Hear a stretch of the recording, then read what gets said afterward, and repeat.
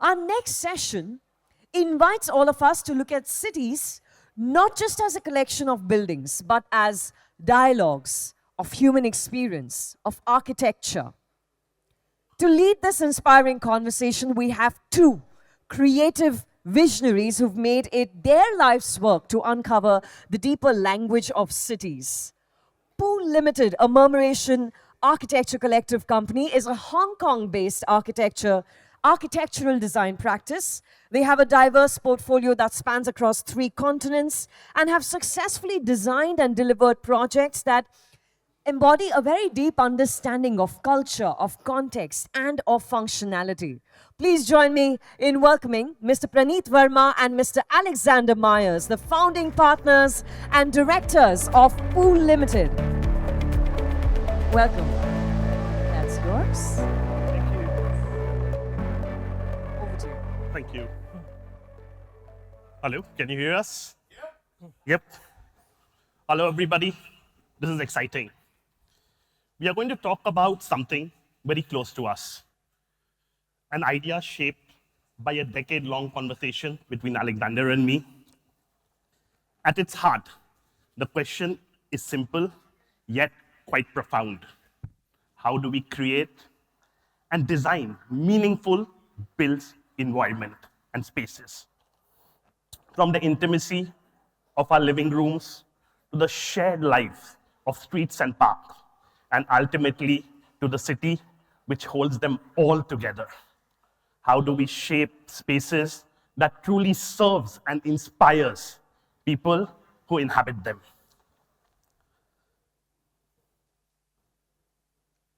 Not working? There we go. Okay. So let's begin at the last city scale. City, in many ways, is an organic machine. It grows and shrinks. It shifts, it adapts. Like us, it must constantly change to survive. Yet, it's also humanity's greatest collective invention, built on layers of shared knowledge, memory, and experience. And because of this, really no single person can ever truly control a city. To stay alive, this great machine needs constant care, input. It asks us to participate in shaping it, and it shapes us in return. This question is even more urgent today. 55% of the world population lives in urban areas. By 2050, this number will nearly rise to 68%. That means just in 25 years, almost 3/4 of humanity will call city homes. Why does this matter? Because cities are not only centers of opportunity, of innovation, but also a place where people earn higher wages and build and dream about better futures. Yet this growth will not be evenly spread. Over 90% of this massive urbanization will happen here in Asia and Africa. Let's look at India. By mid-century, nearly 900 million people will be living in urban areas, almost triple the population of United States today. And this raises the most critical question: how do we future-proof the cities so they remain livable, sustainable, and meaningful? And today we will share a glimpse of how we think about this challenge. The design process, from the small scale of a building to the large scale of a city master plan, doesn't begin with the excavation of a site or even a drawing or a simple napkin sketch. It begins with a conversation, a dialogue. Every project begins with a dialogue between the client and the designer. A crucial moment of listening, understanding, and uncovering the client's needs, their desires, and their vision for that project. And this exchange is the very foundation of any meaningful design. But it doesn't end here. Design doesn't happen in isolation. It's not just a conversation between the architect and the client. The spaces that we create are going to shape the lives of the people who use them every day for many years to come. Most projects, they're built within existing communities, not on blank slates. This means that our designs must be inclusive. They should reflect the rhythms of the city, the voices of the people, and the stories already rooted in that place. This design conversation should open the door to a broader dialogue, one that welcomes diverse perspectives, cultural nuances, and shared aspirations. And architecture and cities, at their best, do not silence this complexity of voices. They amplify it. They reflect the diversity of the people, the places, and the experiences. And they give equal care to the big public areas and to the small, everyday corners. Beauty isn't just found in the grand buildings and the large public plazas. It's found in the daily moments, in the familiar streets, and in the places where people feel part of their community. Designing for India means embracing this mosaic. Every street, every doorway, every skyline tells this layered story of history and progress, of local roots and global connections, of the sacred and the everyday. Culture isn't just one fixed idea. It's a conversation and is constantly changing and adapting and growing. From the early storytelling to today's public debates, it helps us to understand who we are. Together, it shapes our identity. And this is how cultures grow, how communities connect, and how people find their individual identities. And in India, this is especially clear. It's not one single voice, but it's a constellation of voices coming together. Today, I invite you to see architecture and our cities not as a monologue, but as a dialogue, as a conversation, one that's shaped by these many, many voices. Not as places where there are weak social lines, but as communities which are interwoven and full of strong social connections. Not as a top-down directive, but as a movement that grows from a culture's deep, deep roots. Our cities are not a rigid monolith, but a vibrant mosaic made up of diverse experiences and ideas, countless voices, each shuffling for a place to be heard. A city's identity can be easily simplified to a skyline like Hong Kong's, or to a building like Marina Bay Sands. But this visual shorthand often misses the opportunity to see a much richer and deeper meaning which is just below that surface. So, as those here in this room who shape the built environment, who shape our city's futures, we must constantly be aware that the city is much more than just a single entity. It's not just its name, it's not just a building, it's not just a skyline.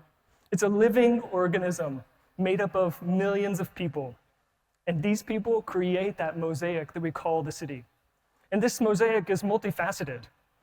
It's cultural, it's social, it's financial, it's political, it's deeply human, and in that, we believe it's truly beautiful. So today, cities are more interconnected than ever in our globalized world, and this woves into our everyday life. Our infrastructure connects us through internet, through airplanes, through global shipping lanes, and distance between us is shrinking. And yet, as always, the dialogue carries its own contradictions, the constant tension between the old and the new. I think it's looping.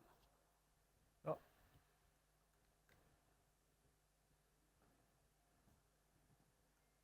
There we go. Okay. So long before these formal design processes emerged, cities spoke through their material, through their ritual, through their rhythms. City didn't evolve from a top-down planning. They grew organically, ground up.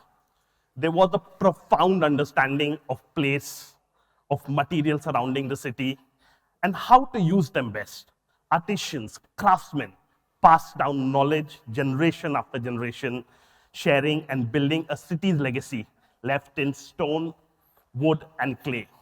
So historically, cities could boast diverse, distinctive appearance shaped by their natural environment and local customs. When cities were isolated by distance, they evolved organically, embedding a distinct identity in them. In courtyards of Madurai, temple ritual shaped spatial logic. In Jodhpur, the blue wash wall served not only aesthetic purpose, but responded to climate and reflected cities' collective spirituality. These cities wore their identity proudly. And once that took generations to build, slowly shaped by local hands and native materials, is often assembled in weeks, sourced from distant factories, delivered by algorithms. Cities no longer grow from soil beneath them, but are constructed from parts scattered across the globe. It's a global dialogue, yes, but one that risks drowning out local voices. The rhythm of the place, the texture of the tradition, and the wisdom of climate-responsive device fades beneath the hum of the standardization.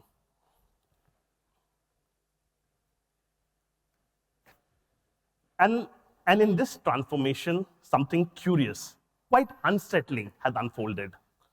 Our cities, once distant reflection of their people and place, have started to look the same.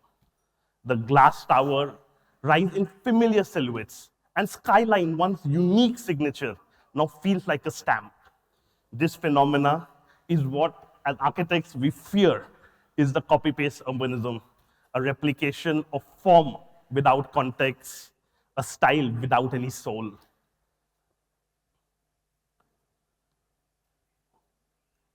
Okay.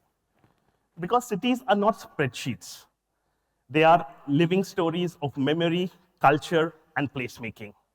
In India, a land of staggering diversity, this flattening of urban identity is not just unfortunate, I think it's a missed opportunity. The India which I grew up, the India which I experienced, and India which exists today will never be a blank canvas. It's already richly inscribed with stories and spirits. Our task is not to override this, but to layer thoughtfully, to design for memories, multiplicity, pride, to create cities that feel familiar to those who live in them. So as designers, planners, developers, and policymakers, we must ask ourselves, how do we embed identity into these future Indian cities? Not just one Indianness, but many. Because India is not a monolith. It's a beautiful mosaic of climate, culture, language, and ritual. And our urban space should reflect this plurality and not erase it.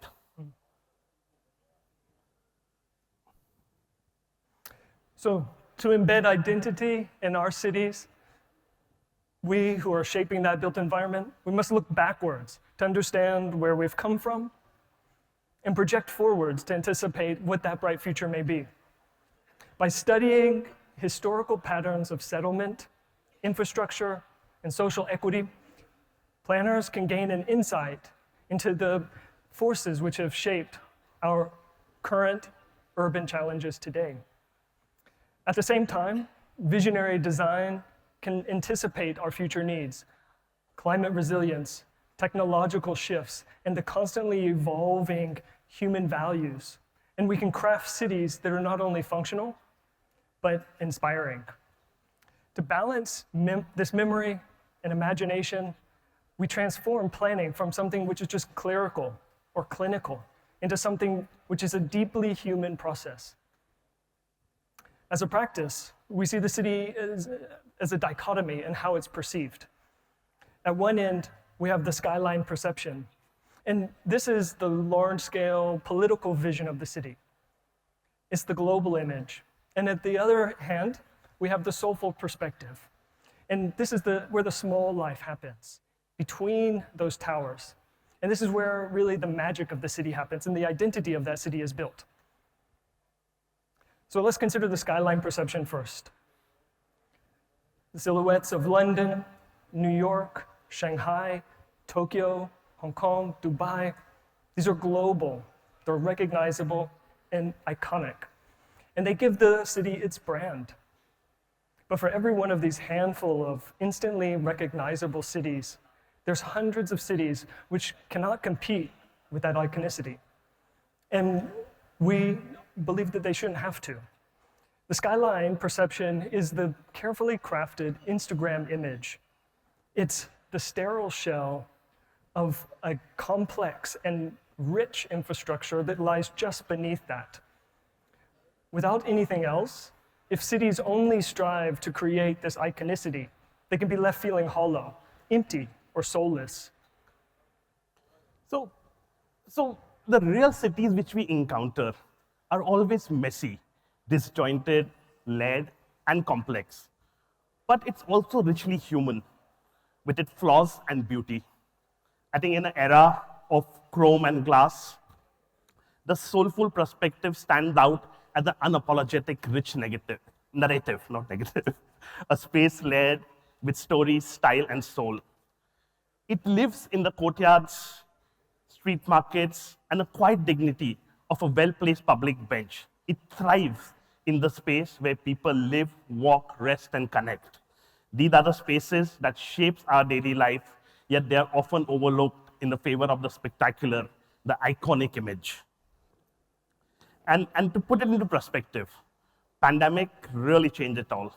Suddenly, the world shrank for all of us. I think this is something all of us experienced. We rediscovered our neighborhoods, we walked more, we noticed trees for a change, we met our neighbors. And in this rediscovery, we glimpsed a healthier, more community-centered way of living. Health also became a global priority. The city, once seen as engine of growth, were also re-examined as ecosystem of care. To realize the city profoundly shapes our health, happiness, and well-being. So the question became, how do we design cities to prioritize daily dignity? Not just iconic tower, but livable street, inclusive block, green space that belongs to everyone. So it's fitting that this year's conference is in Singapore. Singapore is a beautiful representation of how smart, forward-thinking policies can create a city that's both fast-growing and healthy. Now, it's not a model that can be copied exactly, but it proves that growth and wellness can go hand in hand. Cities don't have to choose one at the expense of the other. In just 50 years, Singapore has gone from a struggling port to a global city. And unlike many fast-growing cities, it didn't expand outward, it grew inward, with every square meter mattering here in Singapore. Like Hong Kong, Singapore couldn't expand its borders, so it focused on smart density, sustainable innovation, and efficient uses of space. This constraint became its strength and driving creative urban solutions that defy the typical city growth. Singapore once lost over 93% of its original forest cover. Today, the green spaces make up over 43%, with a projection of hitting 50% by 2030. So it truly is a garden city. And despite being the third most densely populated country, Singapore shows how rapid growth and public health can coexist. It was recently named a blue zone. Now, a blue zone is a rare designation for places where people live longer, happier lives. But unlike the other 5 blue zones, Singapore earned its status through its policies rather than its tradition. It's also the only major metropolitan zone. So how does Singapore achieve this balance? We would argue that Singapore's policies can fall into 4 categories, and each of these ones are overlapping and mutually supporting each other. It invests in social equity through strong education, healthcare systems, and giving everyone a fair chance to succeed. It embraces cultural diversity, strengthening social cohesion and enriching daily life. To boost its climate resilience, Singapore promotes green spaces, clean air, active living, and improving public health and easing pressure on infrastructure. And by prioritizing financial prosperity, the city plans for sustainable, long-term growth rather than short-term gains. Together, this helps to create a city which is for everyone. So, since its independence in 1965, Singapore has made affordable housing a top priority. The Housing Development Board has given most citizens safe, well-designed homes and built a sense of community in those housing developments. Today, over 80% of Singaporeans live in these HDB flats. Furthermore, the building regulations are not seen as tools to constrict design. On the contrary, these regulations help to craft, shape, and mold great design and strong communities. This mindset ensures that even low-cost housing is thoughtfully planned and beautifully built.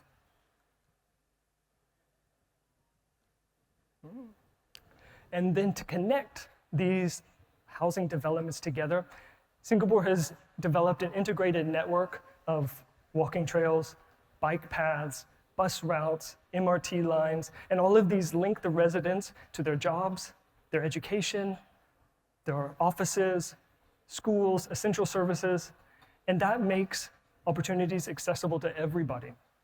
It also gives people multiple ways to get around the city. It doesn't have to be a car-reliant city. They can go through their neighborhood, and this helps to reduce the number of cars and the congestion in the city. This has the added benefit of promoting healthy living and more walkable neighborhoods. This infrastructure is combined with well-planned housing developments and connected greens, and it prevents the isolation that's seen in many modern-day cities where vulnerable communities are disconnected from the city's social and support services. Singapore is also a vibrant mix of cultures from Southeast Asia and beyond. Its public spaces are designed to bring people together as places to meet, connect, and embrace that diversity. And thanks to its tropical climate, many buildings include these breezy, sheltered outdoor areas. These spaces offer shade, airflow, protection from the sun and the rain, and are filled with shops, seating, people, and bustling with activity. These open, accessible areas can help build strong community ties. And in Singapore, the city becomes an urban living room, an extension of people's homes and their own spaces. It's a welcoming space that invites people out, not pushes them away, not moves them away from the public realm. These public spaces are not something to escape from, but they're something to invite you in, and is where the life is happening. From its start, sustainability was built into Singapore's model.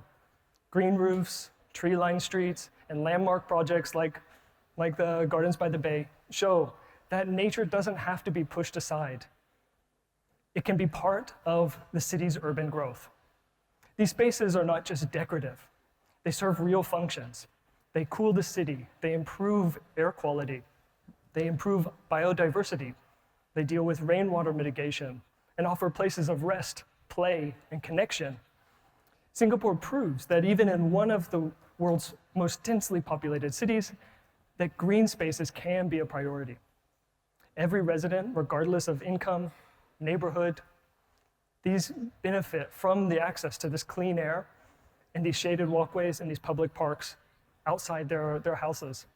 This commitment to environmental stewardship helps to maintain a high quality of life and set a global example for how growing cities can continue to grow and prioritize health and environmental stewardship. It's not just about planting trees. It's not just greenwashing. It's a green therapy, and it's embedding nature into everyday urban experiences. By linking housing, transport, education, and infrastructure to equal access, the city turned its limited space into opportunity and gave people a chance to thrive. And like Hong Kong, where land is scarce, Singapore uses its infrastructure to drive land value and economic growth. So instead of building infrastructure around developments, they reverse this. Singapore builds its developments around its infrastructure nodes, creating a very dense city. So this tight, well-planned approach through land use strategies and transit-oriented design creates a city that's both efficient and fair. So India has a chance to learn from this, not by copying Singapore, but by adapting some of its lessons to fit the local needs. We're not suggesting a one-size-fits-all model here. Singapore is just one city of 6 million people, and already India has 9 cities with populations far exceeding that. And this number is only going to grow over the next 25 years. The scale is vastly different, but with creative thinking and deep understanding of each city's unique context, India can build spaces that reflect its culture, meet its local needs, and support a healthy, prosperous future. So I think to achieve this vision, I think India is already on its way. India's future must actually be rooted locally and culturally list. We must start to democratize public spaces and embed environmental equity, not as a luxury, but as a right. It means prioritizing walkability, clean air, shade, and access to nature. It means creating public space that invites joy, rest, and connection across all socioeconomic strata. The 30 trillion vision should not solely be measured in financial terms. It should also be seen in the life it nurtures. What does this look like? Designing cities where kids walk to school beneath leafy trees, where elders rest in shaded courtyards, and where architecture speaks a language of care rather than a symbol of privilege. And India brims with energy, excitement, and promise. The chance to create healthy, thriving city is boundless, and it's amazing. Each of us in this room carries a spark to drive this change. India can lead the way, showing what it means to build cities of care, belonging, and hope. So we know these challenges are quite unique. There are not a solution to any of these problems, but at our young practice, we continuously strive to find solution to these problems. What really helps us navigate this is we work as a collaborative alongside a team of talented people representing 7 nationalities. And this really brings in the diverse perspective, the cultural insight, and the unique skill set. This diversity fuels our creativity and our innovative solutions. Together, we approach architecture as dialogue. Because there is so much diversity within our team, we cannot design it in a top-down fashion. That's why for us, the dialogue within our practice becomes very important. Diversity of mosaic ideas mapped across many typologies and regions we work, and this plays out at various scales. So these are these are some of the master planning projects we are doing across Asia, and I think the topic we explore, or we are currently exploring in all of these master plans, is how do we give back to the community by weaving these public spaces throughout the projects.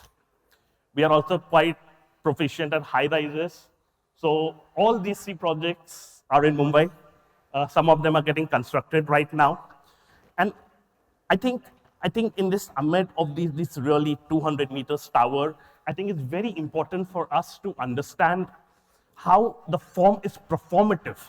It's just not sort of, a political statement again. Like the project on the left, I think the client's idea was, we want to design a community. And I think there was an abstraction of how we can sort of, embed that in every layer of this project. And I think what we did was the conception we create was we made this like a block and we started chiseling out. So what it gave a very, very unique uniformity to the building, but those scallops really help to sort of catch lights in a way. So and it also acts as a good self shading, so all the balconies are quite performative in that nature. And we also love the intimate scale. At this scale is where we can make the building really tactile. This is where the building plays out for everybody. It becomes there. I think we try to really embed this local materials and the craftsmanship into the building. So it really brings out the selflessness. It's giving back. At this scale, we start to give back. So working across all these typologies, all these regions, there is a dichotomy which always exists within us also. The perception versus the perspective, the ego versus the humility, politics versus people, and the self versus the selfless. I think a good design should always be selfless. And now I think we have posed some big problems here.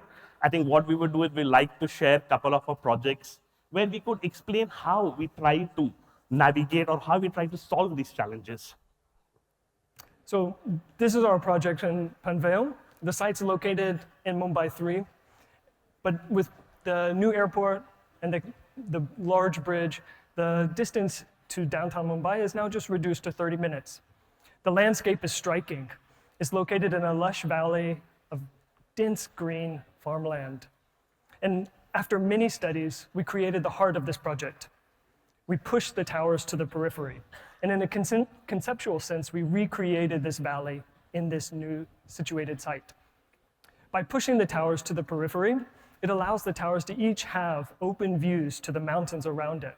Meanwhile, the rest of the program spreads across the site in much lower densities. The program includes a diverse range of housing, health, elderly care facilities, offices, clubhouse programs, retail shopping streets, and a mall. In its conception, it is a small city. And from the outset, even though it's a very, very dense program, we wanted to preserve the character of this green natural landscape as much as possible and encourage a development which centered on health and wellness. Through this approach, we were able to give back over 60% of the land to nature. Smart road networks weave through the site, and they do not break the landscape flow. Villas open up in their backyards to shared green corridors where bike paths meander through and connect them to shopping areas and to their offices. We also designed this as a 15-minute city. The 15-minute city is a counterpoint to the typical car-centered suburban design approach. The idea is to design an environment where all the essential services, your food, your schooling, your offices, your leisure, these can all exist within 15 minutes of walking. And by creating this 15-minute city, we've emphasized the feeling of community. These communities are connected together by green, not by roads necessarily, not only by roads, not only by concrete. Elderly care facilities are not pushed out, but they're part of that whole community. They provide places for calm and relaxation. They bring life and joy to each of the residents. And large open green areas surround the shopping streets and mall. These are designed so that they're not just, again, surrounded by concrete, but rather by social green spaces. Retail can spill out into those green areas. And pedestrian streets weave between the buildings, so people are not having to get in their car to get to the next place. Pools of water, large water bodies, ponds, these act as rainwater collection points, and they help to also nourish the landscape around it. Meanwhile, the architecture itself acts to give identity to the site and an enjoyment back to the community, not as another kind of placeless suburban development. And so our ambition was to design this space as a model for future urban and suburban development. It's a city within a city, and it's a mosaic of socially responsible, naturally responsive neighborhoods which can grow the quality of life for all the users. So jumping to a completely different scale and typology now, I think this is the project in southern part of India. It's a science museum. I think we had the most amount of debates and arguments in our office is how to approach this project. And I think it is very interesting. Our other partner, Alex, is sitting in the crowd. I think he sort of was very clear. I think we should approach this building is almost as a non-architecture. And I think what we were trying to really explore was how can we use light to sort of contain these spaces. So when people are moving in this journey towards these exhibits, they are intuitively prepared to sort of really enjoy those galleries.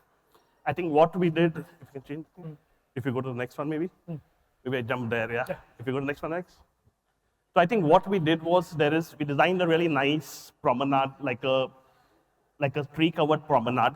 But what we did was we took people down into this sunken courtyard, basically, which acted as a controlled public space. And you see these and all of these spaces are designed that we start to compress light in a way that your pupils start to really relate to these spaces. And then the whole arrival into the gallery, we hope that people are completely ready to enjoy this exhibit. And so this is about layering of these spaces and this exploration of how we deal with light gave rise to this section, and the architecture just became about framing this. We used local materials, and cost was a constraint, so made it a very, very nicely cost-effective green building. This project is in Northern Asia, and it's a wonderful mix of programs centered around health and wellness, and it includes a basketball arena, full-service fitness center, and retail supporting that. But when we approached this project, we were interested in how we can weave in public space throughout the site. This was not something that the client had come to us for. So rather than creating a building where the landscape is pushed to the periphery, what if we created a ring where the program surrounded a central green, creating an urban living room? This space could be used for sports, for concerts, for performances, for outdoor markets. And around it, encompassing it, was a 400-meter running track. And this gives the opportunity for people to be inside, but looking at all the activity outside, and also looking into the program inside. And this ring becomes something useful and eye-catching simultaneously. It allows for the phasing of the building while still giving a coherent form to the overall building. And then by weaving in this public space into the building, we make it a central design element. And the architecture becomes deeply rooted into that community and into that context, and invites the community to come in for that interaction. It transforms the building from some standalone structure into something which is a shared experience. I think Alex, for the previous project, it was not in the brief. I think the site gave us the opportunity to do that. I think we almost looked at that central space as urban regeneration because you need to activate these arenas, this retail. And what you do is when you create this community space in the center, yes. I think it worked very well with the clients. I think they really liked the idea. They were really ready to invest because numbers started to work for them. Okay, so this project again is in Borivali, Mumbai. And it represents a very thoughtful approach to the urban redevelopment. So this is a redeveloped site, and a lot of this is happening in Mumbai. I think from the beginning, we shared a long and a strong alignment with the client. The goal was to create a connected community. Both the owners and the sales tower are to be treated equally in terms of care and quality. And this commitment introduced a typology which really promoted the social equity, and also sort of gave access to shared amenities where both these demographics sort of interacts very well.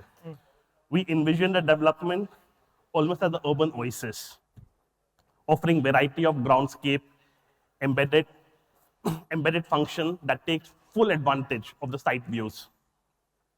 Despite the dense program, we introduced terracing to soften the scale out and bring in more human experience to architecture. And these terraces, they added a playful rhythm to the skyline also, making the building visually dynamic. Amenity space were actually spaced throughout, distributed at all levels, activating the tower from ground up and encouraging interaction throughout the building. Ultimately, this project also redefined an existing neighborhood and unlocking full potential of the site for a more inclusive and vibrant future. So with this, we come to an end. I think, as you see, we are doing a lot of work in India, and India's future is full of promises, and we are excited to play a meaningful role in shaping it. Thank you. Thank you. Namaste. Thank you very much for talking to us about cities are not just where we live, but they are really who we are. So thank you for that perspective. May I invite on stage Mr. Srinivas Bayana and Mr. Shankar Shastri to please join us to felicitate our speakers here on stage, gentlemen.